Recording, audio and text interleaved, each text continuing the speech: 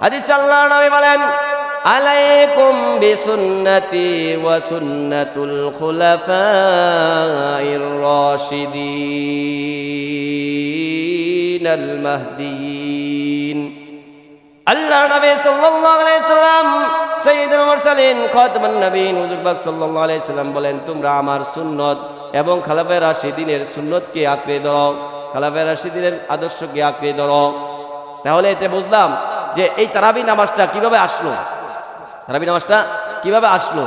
তারাবি নামাজ আল্লাহ রাসূল সাল্লাল্লাহু আলাইহি সাল্লাম 3 দিন নামাজ পড়িয়েছেন। প্রথম দিন নামাজ পড়িয়েছেন, তখন কিছু সংখ্যক লোক তারাবি নামাজে উপস্থিত হয়েছে। দ্বিতীয় দিন নামাজ পড়িয়েছেন, তারাবি নামাজে অনেক লোক হয়েছে। তৃতীয় দিন এর থেকে মানুষের সমাগম বেশি হয়েছে। চতুর্থ দিন আল্লাহ রাসূল সাল্লাল্লাহু আলাইহি সাল্লাম আর মসজিদে আসেন নাই, বাসায় কামরায় নামাজ পড়ে নিয়েছেন। কেন আসেন নাই? ফজরের সময় আল্লাহর নবী আসলেন। আল্লাহর নবী বললেন সাহাবা একরামদেরকে উদ্দেশ্য করে, আমি জানি তোমরা এসেছিলে মসজিদে, কিন্তু আমি আসি নাই, কারণ আছে ওহী পাঠানো হয়েছে, যদি আপনি এই নামাজটা নিয়মিত পড়েন, আপনি জামাতের সাথে পড়েন, তাহলে এটা ফরজ করে দেওয়ার সম্ভাবনা আছে। যেহেতু ফরজ করে দেবে, আমার উম্মতের জন্য এটা কষ্ট হয়ে যাবে, এই জন্য আমি এই নামাজটাকে জামাতের সাথে বর্জন করেছি, নিয়মিত আমি করি নাই। এই জন্য আল্লাহ নবী সাল্লাল্লাহু আলাইহি ওয়াসাল্লাম বাসায় পড়ে নিয়েছে, পড়েছেন, বাদ দিয়েছেন এরকম না, পড়েছেন নামাজ। এই তারাবি নামাজটা হলো সুন্নতে মুআক্কাদা কিফায়া, না পড়লে গুনাহগার হবে। মাসালা ভালো করে বুঝবেন, এটা করলাম সুন্নতে জায়েদা না, যে আপনি পড়লে পড়লেন, না পড়লে না পড়লেন, কোনো সমস্যা নেই, এরকম না। এটা হলো সুন্নতে মুআক্কাদা কিফায়া, অর্থাৎ এটা অবশ্যই না পড়লে আপনি গুনাহগার হবেন। এই 20 রাকাত নামাজ না পড়লে গুনাহগার হবেন। এখন আমরা হাদিসের দিকে তাকাই, যে আল্লাহ নবী সাল্লাল্লাহু আলাইহি ওয়াসাল্লাম বললেন, মতবিরোধ অনেক দেখবা, কিন্তু তোমাদের মতবিরোধ থেকে তোমাদের সংশয়, তোমরা নিশ্চিত তোমরা এর থেকে বাঁচবা কিভাবে? হাদিসের দিকে তাকাইলে আমরা বুঝতে পারি, আল্লাহর নবী বললেন, আমার সুন্নতের দিকে ফলো করো এবং খোলাফায়ে রাশিদিনের সুন্নতকে আঁকড়ে ধরো, আমার সুন্নত এবং খোলাফায়ে রাশিদিনের সুন্নতকে আঁকড়ে ধরো। এখন বলেন, সাহাবা একরাম কি খোলাফায়ে রাশিদিনের অন্তর্ভুক্ত কিনা? খোলাফায়ে রাশিদিন সাহাবা একরাম অবশ্যই খোলাফায়ে রাশিদিনের অন্তর্ভুক্ত। তাহলে আল্লাহ রাসূল সাল্লাল্লাহু আলাইহি সাল্লামও নামাজ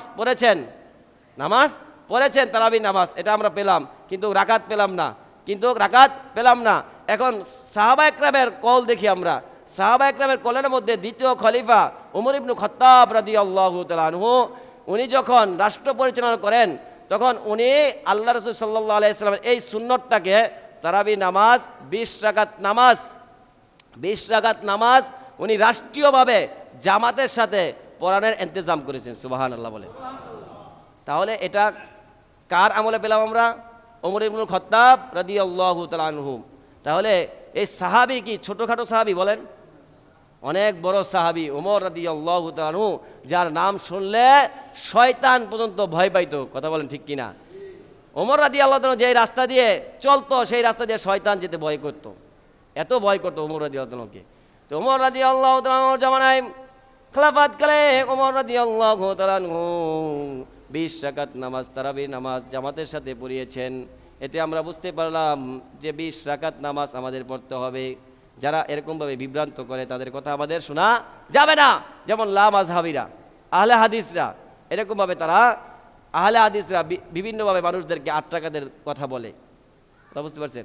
আমরা বেশি দূর যাব না, আমরা সৌদি আরবের দিকে তাকাই, মসজিদে হারামাইন শরীফে, মসজিদে নববীতে। তাহলে এই মসজিদে হারামাইন শরীফে এবং মসজিদে নববীতে কয় রাকাত নামাজ হয়? 20 রাকাত নামাজ হয়। যারা উমরা করেছেন, হজ করেছেন, দেখেছেন না আপনারা? 20 রাকাত নামাজ হয়। অথচ সেইখানে হাম্বলি মাযহাব, শাফি মাযহাব, মালিকি মাযহাব এবং হানাফি মাযহাব সব ধরনের লোক আছে। কথা বলেন ঠিক কিনা? সব মাযহাবের লোক আছে, কিন্তু সেই জায়গায় নামাজ হয় কয় রাকাত? 20 রাকাত তারাবি নামাজ হয়। তাহলে এতো আমরা বুঝতে পারি যে এটা রাসূলের একটা 20 রাকাত নামাজই আল্লাহ রাসূল পড়েছেন। যেহেতু সাহাবীদের কল দ্বারা আমরা বুঝতে পারলাম 20 রাকাত নামাজ এটা পড়েছেন, এতে আমাদের সংশয়ের আর কোনো কারণ থাকতে পারে না। নিঃসন্দেহভাবে আমরা কোনো দ্বিধাদ্বন্দ্বের মধ্যে না পড়ে 20 রাকাত নামাজ আমরা তারাবি নামাজ জামাতের সাথে আদায় করব। আল্লাহ আমাদেরকে আদায় করার তৌফিক দান করে, সকলে বলে আমিন।